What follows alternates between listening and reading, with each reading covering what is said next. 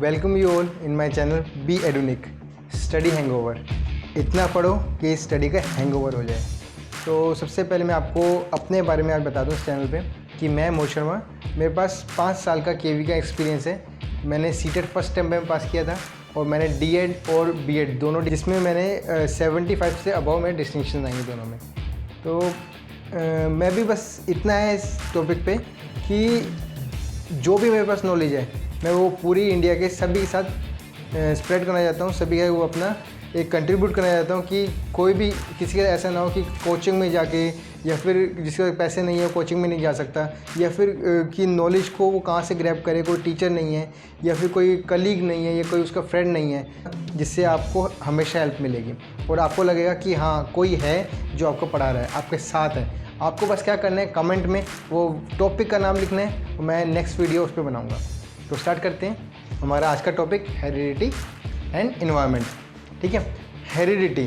तो हेरिडिटी क्या चीज़ है, ये देखो जो भी वीडियो मेरे आज के जो भी क्वेश्चन होंगे, मैं आपको थ्योरेटिकल नॉलेज में ये नहीं सिर्फ एक टॉपिक पढ़ा रहा हूँ, टॉपिक के बारे में मैं जस्ट आपको छोटा सा एक इंट्रो दूंगा। इसके बाद सारे के सारे बाकी क्या होंगे, हमारे क्वेश्चंस होंगे, उसको मैं एक्सप्लेन करूँगा, जिससे क्या होगा आपका सीटेट के पर्सपेक्टिव से या फिर आपका कोई भी टेट एग्ज़ाम होता है उसमें चाइल्ड डेवलपमेंट के हेरिडिटी एंड एनवायरनमेंट पे कम से कम 5 क्वेश्चंस आते हैं। आप भी अब देखोगे कभी कोई भी एग्जाम का पेपर खोल के 5 क्वेश्चंस इसी पे आ जाते हैं, हेरिडिटी एंड एनवायरनमेंट, क्योंकि ये एक छोटा टॉपिक नहीं है, बहुत बड़ा टॉपिक है। और अगर आप किसी भी थ्योरेटिकल नॉलेज ले लेते हो तो उसके बाद भी आप एग्ज़ाम क्रैक नहीं कर पाओगे, क्योंकि अगर आपने MCQ के अकॉर्डिंग आंसर नहीं दिया, आपने उस तरीके की लर्निंग नहीं करी, तो आप उस वक्त में आप एग्ज़ाम क्रैक नहीं कर पाओगे। तो यही मेरा बेसिक आज है कि सीधा वो टफ़ लेवल स्टार्ट करते हैं कि ऑप्शन के थ्रू हम ये जाने कि क्वेश्चन किस टाइप के आते हैं और हमको आंसर कैसे देने हैं। सिर्फ रीडिंग और सिर्फ नॉलेज ले लेने से स्टैट के एग्ज़ाम पास नहीं होते, तो आपका कॉन्सेप्ट बनना चाहिए यहाँ पे, तो वो सिर्फ क्वेश्चन के थ्रू बन सकता है। तो स्टार्ट करते हैं। पहला हेरिडिटी क्या है, जो भी हमको अपने पेरेंट्स से मिला है, मीन्स जो हम बर्थ के टाइम पे हमको जो मिल गया अपने पेरेंट्स से, वो हेरिडिटी की वजह से मिला है। कि हमारे पेरेंट्स या उनके पेरेंट्स का structure, body structure, hair colour, hair texture, eye colour, या फिर आप बोल सकते हो कि आपके स्किन का कलर, स्किन का टेक्सचर किस टाइप का है, ये सब आपका किससे पता चलता है, आपकी हेरिडिटी से। हेरिडिटी बेसिकली लिंक होता है किससे, आपके DNA से। DNA का सभी को सुना होगा कभी ना कभी, ठीक है। ये एक ब्लड के अंदर एक चीज़ होती है हमारी DNA, उसी से हमको ये हमारी हेरिडिटी से हमारा फिजिकल स्ट्रक्चर हमको मिलता है। ठीक है, कि हम ह्यूमन बनेंगे, ह्यूमन में हमारे स्किन कैसी होगी, बाकी हमारे हेयर कैसे होंगे, हमारे क्या नाम है, हमारे जो स्किन का टेक्सचर है वो कैसा होगा, ठीक है, वो हमारे हेरिडिटी पे डिपेंड करता है। इन्वायरमेंट हम जहाँ पे रहते हैं, मीन्स हमारे सबसे पहले इन्वायरमेंट में कौन आता है, मदर फादर। सबसे पहले बच्चा किसके पास आता है, मदर के पास, देन फादर के पास, और उसके बाद जो भी उसके रिलेटिव्स हैं। देन जब बड़ा होता है अपने स्कूल जाता है, स्कूल में किससे मिलता है, अपने पीयर ग्रुप, मीन्स उसके एज के स्टूडेंट्स जो उसके साथ में उसके क्लासमेट्स होते हैं। उसके बाद अपने टीचर्स, देन उसका जो लोकेलिटी, उनसे मिलता है। तो ये सब क्या है, और वहाँ की वेदर कंडीशंस जो भी जहाँ पे भी वो रहता है, ये सब क्या आता है इन्वायरमेंट में। और क्या चीज़ें आती हैं, अब आप समझ गए। इन्वायरमेंट में ये भी आता है कि उसके पेरेंट्स की क्या एजुकेशन है, वो किस तरीके से अपने बच्चे को डील करते हैं, उनका एम्प्लॉयमेंट स्टेटस क्या है, उनका क्या नाम है, फाइनेंशियल स्टेटस क्या है, उनका घर का फाइनेंशियल स्टेटस क्या है, उनके फादर मदर का। तो वो भी सब किस में आता है, इन्वायरमेंट में। कि बच्चे को पैदा होने के बाद जो भी उसके सराउंडिंग में है वो सब कुछ हम किससे रिलेटेड करते हैं, उसके इन्वायरमेंट से। तो अब हेरिडिटी और इन्वायरमेंट में चाइल्ड पे क्या इफेक्ट पड़ता है, उसके डेवलपमेंट पे क्या इफेक्ट पड़ता है, ये क्वेश्चंस आएंगे इस टाइप पे। तो फर्स्ट क्वेश्चन स्टार्ट करते हैं जो आपके सामने यहाँ पर है। ठीक है, तो मैं एक बार रीड कर देता हूँ। Language skill should be taught. Language skill किस तरीके से पढ़ाई जानी चाहिए, किस तरीके से सीखी जाती है, थ्रू इमिटेशन, मीन्स कि अपने बस मदर फादर या पीयर ग्रुप के थ्रू वो उसको रट लेता है, या फिर उसको देख के बस वही चीज़ रिपीट करता है कि ऐसा है। नहीं, लैंग्वेज सिर्फ रट के नहीं सीखी जाती है। आगे चलते हैं। इन आइसोलेशन, किसी को अकेला छोड़ दो, वो क्या लैंग्वेज सीख सकता है अकेला बंदा? नहीं। अगर उसके साथ कोई बात करने वाला नहीं तो कभी भी कोई लैंग्वेज नहीं सीख सकता। वो बिल्कुल भी बोलेगा नहीं कभी, वो बस अलग टाइप की, जानवरों टाइप की आवाज़ें निकालेगा किसी को आइसोलेशन में डाल देंगे तो। आइसोलेशन मीन्स अलग थलग, बिल्कुल एक सेपरेट जगह पे। ठीक है, जैसे मोगली था। ठीक है, नेक्स्ट चलते हैं, थ्रू क्लियर एक्सप्लेनेशन। क्या किसी एक बच्चे को बिठा के आप पूरी ज़िंदगी उसको एक्सप्लेन करते रहो और कोई चीज़ दिखाओ नहीं। ठीक है, एक एक्सप्लेनेशन देते रहो, एक जगह पे बिठा के उसको ब्लैक बोर्ड पे या कुछ भी चीज़ एक्सप्लेन करते रहो। ठीक है, क्या उससे वो सीख जाएगा लैंग्वेज? नहीं, जब तक वो सबके साथ बात नहीं करेगा, उनकी फीलिंग्स नहीं जानेगा या अपने ऊपर कोई फीलिंग्स नहीं समझेगा, अपनी फीलिंग्स को एक्सप्रेस नहीं कर पाएगा, या किसी जगह को देख के, जैसे समुद्र है, जैसे रेगिस्तान है, उसको देखेगा नहीं तो उसके बारे में कभी समझ नहीं पाएगा। एक रट्टा मार के बच्चा नहीं सीख सकता बुक से सिर्फ, या उसको सिर्फ एक्सप्लेन करते रहें। जैसे कि आज अभी तक था पॉलिसी में, जब अब आया ना आपकी एजुकेशन पॉलिसी आई नई वाली, उसमें क्या है, प्रैक्टिकल नॉलेज भी दी जाए करेगी बच्चों को। ठीक है, तो अब इसलिए चेंज किया गया उसको। थ्रू क्लियर एक्सप्लेनेशन नहीं, बच्चा इस तरीके से नहीं सीखता है। नेक्स्ट क्या है, in an integrated manner. Integrated manner, integrated का मतलब क्या है यहाँ पे? अब आप ऊपर ऑप्शन देखोगे तो आप सोचो थ्रू क्लियर एक्सप्लेनेशन से बच्चा लैंग्वेज सीख सकता है, आप यहाँ पे टिक कर देते, और थ्रू इंटीग्रेटेड मैनर का मतलब भी समझ में नहीं आएगा। इंटीग्रेटेड मैनर का मतलब है कि सभी चीज़ों को जोड़ के एक लैंग्वेज सीखी जाती है। आपको अपने पीयर ग्रुप से, अपने मदर फादर से, अपनी लोकेलिटी से, इवन आप चीज़ों को देखकर उनके बारे में अपनी फीलिंग जब आप एक्सप्रेस करते हो तो तब एक लैंग्वेज की पूरी एक्विजिशन आती है। ठीक है, तो लैंग्वेज कैसे सीखी जाती है? आंसर क्या आपका? इन अ इंटीग्रेटेड मैनर। तो नेक्स्ट क्वेश्चन क्या आपका? इसका आंसर आपको समझ में आ गया, डी ऑप्शन। ठीक है, तो नेक्स्ट क्वेश्चन क्या आपके सामने? यहाँ आपके सामने देखिए, इसको रीड करते हैं। A teacher gives many sentences and ask her students to arrange them into a letter using appropriate connectors. अब कनेक्टर्स आपको पता होंगे, इंग्लिश में हमने पढ़े होंगे, जो जोड़ते हैं। ठीक है, दो सेंटेंसेस को जोड़ते हैं उनको कनेक्टर्स कहते हैं। The skills them is chiefly involve in the task is. ये इस टास्क में जो स्किल है वो किस चीज़ में, क्या चीज़ बताई जा रही है कि वो क्या चीज़ जाहिर करती है किसी की। देखो ये क्या चीज़ है, आप एक टीचर बन गए हो, आप बच्चे में कोई चीज़ को चेक करना चाह रहे हो, तो ये एक वो चीज़ है। देखो आप टीचर हो, आपने बच्चों को अलग अलग टाइप के सेंटेंसेस आगे पीछे लिख के दे दिए। ठीक है, अब वो बच्चों को बोला कि कनेक्टर्स, ये कनेक्टर यूज़ करोगे, जैसे and, as soon as, then, ये सब कनेक्टर्स होते हैं ना, ये वो जोड़ के, या हिंदी के सेंटेंस में अथवा या फिर या और जो भी चीज़ होते हैं। ठीक है, ये कनेक्टर्स दे दिए साथ में, ये कनेक्टर यूज़ करके आपको पूरा सेंटेंस से पैराग्राफ बनाना है। ठीक है, तो क्या चीज़ आप चेक कर रहे हो उससे? क्या कि बच्चा कलेक्टिंग इन्फॉर्मेशन को कलेक्ट कर पा रहा है? इन्फॉर्मेशन तो आपने पहले दे दी सेंटेंस के फॉर्म में। नहीं, ये आंसर नहीं है। एक्सपेंडिंग नोट्स, क्या आपने बोला उसको और एक्सपेंड करने के लिए? क्या आपने इसको इसके ऊपर ऐसे लिखने के लिए दिया है, कोई निबंध लिखने के लिए दिया है? नहीं ना, तो एक्सपेंडिंग नोट्स तो आपने बोला ही नहीं है। सिर्फ आपको उसको क्या बोला, कनेक्टर यूज़ करके अप्रोप्रिएट तरीके से उसको अरेंज करें। ठीक है, अरेंज देम। ठीक है, उसका ऑप्शन क्या है? ऑर्गेनाइजिंग।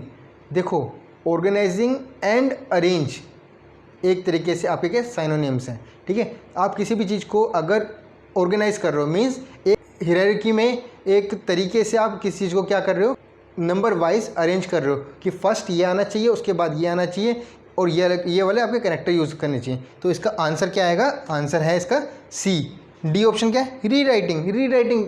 क्या टीचर ने उसको बोला कि दोबारा लिख के दे दो? नहीं, कनेक्टर का यूज़ करना है। रीराइटिंग का मतलब क्या है, बच्चे ने सिर्फ नकल करी या देख के दोबारा लिख दिया, ऐसे नहीं बोला है। ठीक है, तो क्या कर रहा है वो?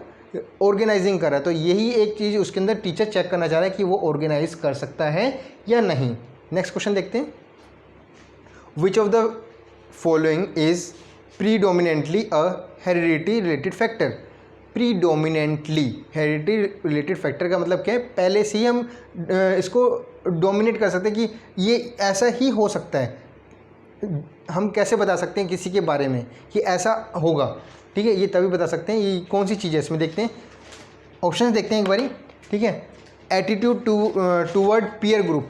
किसी बच्चे का अपने पीयर ग्रुप मीन्स उसके जो क्लासमेट्स हैं उसके टूवर्ड्स, उसके प्रति उसका एटीट्यूड कैसा होगा? हम पहले से बता सकते हैं? नहीं। वो बच्चों के साथ जाके उसके साथ जो उसकी क्लासमेट है, उसका पीयर ग्रुप है, किस तरीके की बात करेंगे, उनका थॉट्स क्या है, आपके बच्चे में आपने अपनी क्या थॉट्स डाली है, उसको उसने किस तरीके से प्रोसेस किया है, ये सब हम नहीं समझ सकते। ये हम पहले से प्रीडोमिनेट नहीं कर सकते। ये ऑटोमेटिक है, वो कुछ सोचेगा उसके अकॉर्डिंग वो अपना बिहेव करेगा, उसका एटीट्यूड रहेगा। ठीक है, थिंकिंग पैटर्न, किसी का थिंकिंग पैटर्न हम पहले से नहीं बता सकते कि कोई क्या आगे जाके क्या सोचेगा। Colour of eye, colour of eye जैसे कि मैंने आपको बताया था, ये एक डिपेंड करता है और प्रीडोमिनेंट होता है, पहले से ही डिफाइंड हो जाता है। जब बच्चे का बर्थ होता है तभी से उसको आई कलर, हेयर कलर, उसका स्किन का टेक्सचर पहले ही मिल जाता है। तो किस पे डिपेंड करता है? हेरिडिटी रिलेटेड फैक्टर है ये, और जो कि क्या हो सकता है हमारे प्रीडोमिनेंट हो सकता है कि किसी के पेरेंट्स का आई का कलर ब्लैक है तो उसके बच्चे का आई का कलर भी ब्लैक हो सकता है। ठीक है। पार्टिसिपेशन इन सोशल एक्टिविटी, ये भी वही उसी टाइप की चीज़ है कि उसकी मेंटल एटीट्यूड क्या है, उसका मेंटल स्टेटस क्या है, उसके अकॉर्डिंग वो एक्टिविटी, सोशल एक्टिविटी में पार्टिसिपेट करेगा या नहीं करेगा। तो ये ऑप्शन भी गलत है। इसका आंसर, सही आंसर क्या है? C option, colour of the eyes of the children. ठीक है। नेक्स्ट क्वेश्चन देखते हैं आपके सामने। Dash play a significant role in development of personality, किसी की पर्सनैलिटी में डेवलपमेंट में, पर्सनैलिटी के डेवलपमेंट में एक सिग्निफिकेंट रोल होता है। कौन सा ऑप्शन हो सकता है? आप खुद बताओ। सिर्फ एक हेरिडिटी की वजह से क्या किसी की पूरी पर्सनैलिटी हो सकती है कि बच्चा जब पैदा हुआ और जो बड़ा होगा तो उसकी पर्सनैलिटी डेवलप हो गई क्या? नहीं। पर्सनैलिटी डेवलपमेंट में एक बहुत बड़ा टॉपिक है जिसमें सामने वाला पर्सन किस तरीके से आपके सामने बिहेव करता है, किस तरीके से उसका टॉकिंग स्टाइल है, किस तरीके से वो एक्सप्लेन करता है, किस तरीके से उसका एटीट्यूड है, उसकी थिंकिंग कैसी है, वो उसका अपीयरेंस कैसा है। ठीक है। ये सब कुछ पर्सनल डेवलपमेंट है उसका। ठीक है। क्या एक हेरिडिटी से हो सकता है? हेरिडिटी में मानते हैं कि वो कैसा उसका स्ट्रक्चर है। ठीक है। इससे हम कह सकते हैं कि हाँ उसकी पर्सनैलिटी अच्छी है या नहीं है। ठीक है। एक इन्वायरमेंट, उसको किसी पर्सन को, किसी बच्चे को उसका इन्वायरमेंट कैसा मिला। अगर अच्छा इन्वायरमेंट मिला, वो स्कूल गया, बहुत अच्छा स्कूल था, उसका इन्वायरमेंट, उसके जो कलीग्स थे, उसके जो पीयर ग्रुप थे, उसके जो फ्रेंड्स थे बहुत अच्छे थे, उनकी भी थॉट्स अच्छी थी, हो सकता है उसकी पर्सनैलिटी डेवलप हो जाए, वो बहुत अच्छा बात करता हो, बहुत अच्छा एक लीडर टाइप में उसकी क्वालिटी आ जाए। ठीक है। लेकिन वो हो सकता है अपीयरेंस में अच्छा ना हो। लेकिन अब क्या होता है, उसको हो सकता है कि ड्रेसिंग सेंस नहीं आती हो। तो अब क्या है, पर्सनल डेवलपमेंट में तो ओवरऑल सब कुछ देखा जाता है। वो उसका टॉकिंग वे, उसके पर्सनैलिटी में उसकी फिजिकल स्ट्रक्चर, उसका how to behave, how to dress up, सब चीज़ें आती हैं। तो एक सिर्फ हेरिडिटी या इन्वायरमेंट अलग अलग इसमें रोल नहीं करते हैं, दोनों की ज़रूरत पड़ती है। तो इसका आंसर क्या जाएगा हमारी? C option, a blend of heredity and environment. Blend means mixture. ठीक है। मिक्सचर मीन्स दोनों की मिली जुली। नेक्स्ट टॉपिक देखते हैं। नेक्स्ट क्वेश्चन क्या हमारा आपके सामने? In introspection method observation is done by, ये टॉपिक बहुत बड़ा है, इंट्रोस्पेक्शन मेथड। ठीक है। तो इंट्रोस्पेक्शन मेथड क्या, एक छोटा सा मैं आपको बता देता हूँ। अगर आपको ये वीडियो इंट्रोस्पेक्शन मेथड पे ये पूरा टॉपिक के बारे में जानना है तो आप कमेंट में लिखेंगे इंट्रोस्पेक्शन मेथड प्लीज़ एक्सप्लेन। अगर आप ये कमेंट करते हैं, मेरे पास अगर 10 कमेंट्स भी आ जाते हैं इस पर, तो मैं आपके ये जरूर वीडियो बनाऊंगा और एक्सप्लेन कर दूंगा। ठीक है। फिलहाल मैं आपको एक बेसिक दे देता हूँ। इंट्रोस्पेक्शन मीन्स अपना खुद का इंस्पेक्शन, अपने आप को खुद चेक करना, अपने आप को एग्जामिन करना कि हम किस लेवल पे हैं, ये इंट्रोस्पेक्शन मेथड में आता है। ठीक है। तो ऑब्जर्वेशन इज डन बाय, किसके थ्रू ऑब्जर्वेशन हो रही है? जब मैं अपने खुद का इंट्रोस्पेक्शन कर रहा हूँ, इंस्पेक्शन कर रहा हूँ, तो इसका मतलब कि मैं अपने सेल्फ के बारे में ऑब्जर्वेशन कर रहा हूँ। तो इसमें अदर, एनिमल, सेल्फ, देयर, तो आंसर क्या आएगा इसका? सेल्फ। ठीक है। ये टॉपिक काफ़ी लंबा है लेकिन इसमें क्वेश्चन आते हैं, तो अगर नेक्स्ट वीडियो मेरी हो सकता है इस पर बने, लेकिन मैं देखूंगा आप व्यूवर्स के कितने कमेंट आते हैं। आगे नेक्स्ट क्वेश्चन पे चलते हैं। Heredity is considered as social dash structure, तो हेरिडिटी का कंसिडर कौन सा किया जाता है? हेरिडिटी क्या है? सोशल स्ट्रक्चर में कैसा है ये? प्राइमरी, सेकेंडरी, डायनेमिक या स्टैटिक? देखो मैंने स्टार्टिंग में बताया था, हेरिडिटी बचपन से ही फिक्स्ड हो जाती है, पैदा होने के बाद कोई चेंज नहीं होता। जैसा उसका आई कलर, हेयर कलर या स्किन टेक्सचर, वो किस तरह की अपीयरेंस है। हेरिडिटी का मीन्स स्टैटिक। स्टैटिक क्या चीज़ है? मतलब स्टैटिक जो चेंज नहीं होता है। डायनेमिक मीन्स जो चेंज होता है। तो प्राइमरी, सेकेंडरी में तो इसका कोई लिंक नहीं है। इसका डायनेमिक मीन्स डायनेमिक कुछ चेंज होता है, सिर्फ इन्वायरमेंट उसका चेंज हो सकता है कि वो कुछ डेवलपमेंट आगे करेगा या नहीं करेगा, इन्वायरमेंट हम चेंज करके कर सकते हैं। लेकिन स्टैटिक क्या रहता है? हेरिडिटी हमेशा स्टैटिक उसका कंसिडर की जाती है। नेक्स्ट कल चलते हैं, इसका आंसर क्या है? Option D, static. Next question में हमारा क्या है आपके सामने? देखो, a class teacher administered thematic appreciation to a group of student to assist their. देखो थीमेटिक टेस्ट होता क्या है? थीमेटिक टेस्ट बच्चे देखो होता क्या है? थीमेटिक टेस्ट में बच्चे के सामने एक इमेज रख देंगे, जैसे आपने देखा हो ना इंग्लिश की बुक्स में, हिंदी की बुक्स में एक इमेज होती थी, जब कोई कहानियाँ या फिर कुछ भी होता था तो उसमें एक इमेज होती थी, हम पहले चैप्टर में आगे जा के सारी इमेजेस देख लेते और उस इमेज से ही हमारी पूरे चैप्टर आधे से ज़्यादा क्लियर हो जाता था। ठीक है, तो ऐसे ही एक बच्चे के सामने अचानक कोई इमेज ला के रख दी। अब हमने, टीचर ने क्या पूछा उससे, इसके बारे में एक्सप्लेन करो, कुछ भी जो भी मन में आए वो एक्सप्लेन करो। इससे बच्चे को क्या मिलता है, इससे क्या मिलेगा टीचर को? टीचर ये चेक कर पाएगा कि बच्चे की थॉट किस टाइप की है, उसका एटीट्यूड, उसकी थिंकिंग स्टाइल क्या है। क्या वो नेगेटिव सोचता है किसी भी चीज़ के बारे में, क्या वो पॉजिटिव सोचता है, क्या वो इमेजिनेशन में कितना आगे है उसकी इमेजिनेशन, वो इमेजिन कर पाता है किसी चीज़ को या नहीं, वो एक्सप्लेनेशन में कैसा है। तो इसकी ये थिंकिंग पे जाता है। थीमेटिक एप्रिसिएशन टेस्ट में क्या होता है, जब बच्चे को कोई चीज़ उसके सामने रख दी जाती है और उसके बारे में एक्सप्लेन करने के लिए दिया जाता है और टीचर ये चेक करता है कि उसकी थिंकिंग प्रोसेस कैसा है, उसकी थॉट्स कैसे हैं। ठीक है, तो इसमें क्या क्या हम चेक करें, अचीवमेंट, अवेयरनेस, पर्सनैलिटी या एटीट्यूड। तो इसका आंसर क्या है आपके सामने, पर्सनैलिटी। उस पर्सन की पर्सनैलिटी किस टाइप की है, उसका एटीट्यूड, उसकी थिंकिंग स्टाइल क्या है। तो इसका आंसर क्या है, सी। ये क्वेश्चन इंपॉर्टेंट है, ज़्यादातर लास्ट ईयर जितने भी थे ये अटैम्प्ट नहीं करके आए थे, या जो भी अटैम्प्ट करके आए थे वो उनका आंसर गलत हो गया था। तो ये बहुत इंपॉर्टेंट क्वेश्चन है। ठीक है, नेक्स्ट चलते हैं। नेक्स्ट क्वेश्चन आपके सामने, human personality is result of the, human की जो पर्सनैलिटी है वो किसका रिजल्ट है, अपब्रिंगिंग एंड एजुकेशन। उसको पोषण कैसा मिला है, उसको माता पिता ने उसके अपब्रिंगिंग कैसी करी है, उसका पालन पोषण किस टाइप का किया है, या और उसकी एजुकेशन, इस पर इफ़ेक्ट पड़ता है ह्यूमन पर्सनैलिटी का। लेकिन कंप्लीटली सिर्फ उसी पे पड़ता है। आगे देखते हैं, interaction between heredity and environment. C option क्या है, सी ऑप्शन क्या आपका, ओनली इन्वायरमेंट, ओनली, और डी क्या है, ओनली हेरिडिटी। इसमें आपको मैंने पहले बताया था पर्सनैलिटी के बारे में क्वेश्चन अभी थोड़ी देर पहले आया था, यह अलग से दोबारा से हेरिडिटी पे क्वेश्चन पूछा गया है। वही चीज़ घुमा फिरा के बार बार आपसे पूछी जाएगी और आप क्या उसको जान पाएंगे, यही है क्वेश्चन इस टाइप के आते हैं। ठीक है, तो इसका आंसर क्या है, interaction between heredity and environment. Human की पर्सनैलिटी किसका रिजल्ट होता है, interaction between the heredity and environment. Next question देखते हैं, environmental factors that shapes development include all the following except, means environmental factors कौन कौन से ऐसे फैक्टर होते हैं जो environmental factor जो आपके डेवलपमेंट पे इफेक्ट करते हैं, लेकिन इनमें से ऐसा कौन सा नहीं है, एक्सेप्ट लिखा है। देखो आपको यही ध्यान देना है। कई बार क्या होता है, हम सोचते हैं बस जल्दी जल्दी रीडिंग करें और जल्दी रीडिंग के चक्कर में एक्सेप्ट और एक्सेप्ट को हम भूल जाते हैं। इसमें एक्सेप्ट लिखा है, मीन्स इसको छोड़ के कौन, बाकी इसको छोड़ के एक ऐसा चीज़ है जो डेवलपमेंट में इन्वायरमेंटल फैक्टर इफ़ेक्ट नहीं करता। तो कौन कौन से, quality of education, physique, quality of nutrition, culture, quality of nutrition and quality of education. ये तीनों किससे लिंक है, इन्वायरमेंट से। ये किसके फैक्टर हैं, इन्वायरमेंटल फैक्टर हैं जो डेवलपमेंट पे इफ़ेक्ट करते हैं। लेकिन फिज़िक्स जो है बच्चे को पैदा होने के बाद जो हेरिडिटी के थ्रू उसको मिली है, उसकी हेरिडिटी के अकॉर्डिंग उसकी वो फिजिक्स बनेगी। तो सिर्फ फिजिक्स का आंसर है, फिजिक्स क्या है आपका, बी ऑप्शन इसका आंसर है, जो कि आपका हेरिडिटी के अकॉर्डिंग बनती है, ना कि इन्वायरमेंटल फैक्टर के अकॉर्डिंग बनती है। ठीक है, चलो नेक्स्ट देखते हैं। तो नेक्स्ट क्वेश्चन आपके सामने है, नेक्स्ट क्वेश्चन आपके ये रहा सामने, normal males have XY chromosomes whereas normal females have which chromosomes. आपको पता ही आंसर क्या होगा इसका, XX क्रोमोसोम्स। तो आपको पता ही है XX क्रोमोसोम्स फीमेल में होते हैं,